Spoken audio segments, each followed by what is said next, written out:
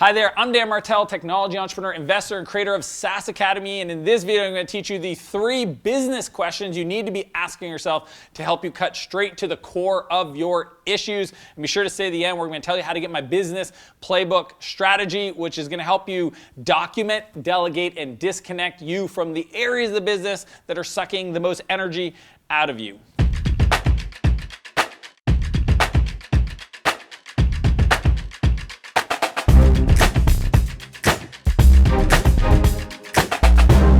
So if you've ever felt frustrated by bad decisions you made, specifically around these core areas, the people you hire, the product you decide to move forward on, the kind of the innovation in your business, or even the process for how you get things done, I'm going to teach you a different framework. It's what I call growth stacking, and it's all about doing the right things in the right order, or sequencing equals success. Now, to do that, you need to be asking yourself these questions. I mean, I've learned it because I've read over 1,000 business books, and over the years, I've realized that the right question asked the right time is going to give you clarity on specifically the next step you need to be taking in your business. Here are the 3 that I feel have added the most value to my thinking. 1, scale, the tenfold test. You know, I learned this strategy reading in a really great book I highly recommend called Extreme Revenue Growth by Victor Cheng. And in the book, he talks about, scaling and growing companies. And his question is, if we 10x the business, grew the business by tenfold, what area would break first or most?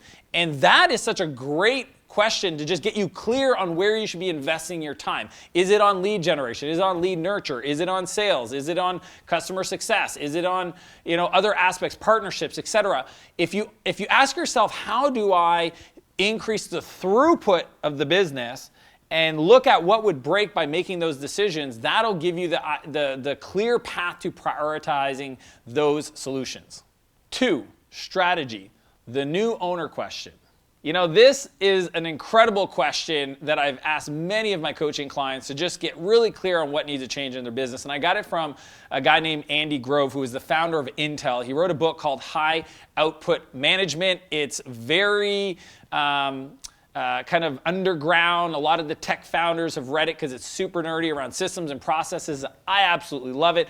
But in there, he talks about the concept of new management coming in and what would they change. And he always said this with his leadership team and said, like, if somebody came in as CEO, his spot, took my role, what's the first decision they would make? So my question to you to ask in your business, if somebody bought your business tomorrow, what's the first thing they would change? Because I think what happens is, as we grow our business, it comes with a lot of historic baggage. You know, some things that we want to keep for whatever reason. It could be because we want to honor the person that came before in our business. We want to honor our customer that's been with us for 10 years, etc. But we know that if somebody came in starting from scratch and their whole focus was to improve the economics of the business, they would make a different set of decisions. And I'm not saying you have to make those, but asking that question is going to help you get really clear on the strategic nature of your business and your scaling. And to me, it's, if somebody bought my business, what's the first decision or change they would make in the company? And if you ask everybody on your leadership team that same question, getting clear on those, it'll help you kind of fast track and prioritize your next quarter's strategies. 3, people, the hire back question. You know, I first saw this asked by an incredible guy named Cameron Herold, wrote a bunch of books, was COO at 1-800-GOT-JUNK, is an incredible business coach, executive coach, CEO. He really focuses on the COO side of the business, the number 2. Check out his podcast, great stuff. But he asked the audience, a bunch of entrepreneurs, and he said, hey, let's just run through this experiment. I'm probably butchering his story, but the essence is this. If you had to lay everybody off in your business for 3 months, for whatever reason, just call it a downturn, call it a temporary lapse of insanity, it doesn't matter. Everybody's laid off for 3 months, and then you got back your, let's call it the salary cap, your capital to hire people back. Of those people that you let go, how many would you enthusiastically hire back? And the answer to that question will give you a ton of guidance today on the people side of your business. And you probably have folks that you've been holding on to that aren't serving you and getting you to the next level where you need to go in your business.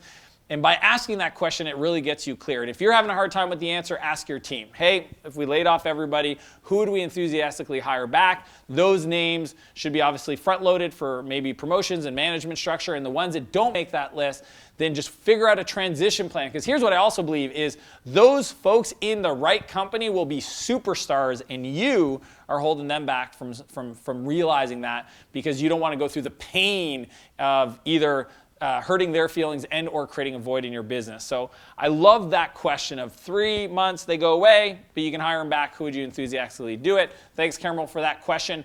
But it is very powerful and to get you clear on the people side of the business. Here's a bonus tip just in regards to structuring your team and hires. One is, as a leader, you should never have more than 7 direct reports. So if you're about the $1 million range right now, you probably have a dozen people reporting to you. You need to change that. Have 7 max. And here's the key is when you hire your first 7 employees, hire people that can manage other folks. Because as you grow, you're not going to want to have to teach them or have them just be sole contributors. You want people that you can build teams underneath to scale the company, especially if you're like I deal with companies that are growing very fast, 30% month over month, compounded. If you miss that nuance, 7 direct reports and making sure that those people can manage other folks, it's going to make it really hard for you to grow your business. So quick recap. 1, scale, the 10-fold test question. 2, strategy, the new owner question. 3, people, the hire back question. As I mentioned at the beginning, I want to share with you an incredible resource called the Business Playbook. It is my process for documenting, delegating, and disconnecting from the areas of my business that don't support me. You can click the link below this video to download the templates and the structure that I've created. I use Google Docs, so it's available to anybody for free. And you can just copy that, implement it in your business, and get incredible results. So click the link and download that. And if you like this video, be sure to click the like button, subscribe to my channel, and leave a comment and let me know what other questions you've come across over the years to help you get clear on challenges in your business. I'd love to hear from you below in the questions. I really appreciate you being here, and I'll see you in the next video.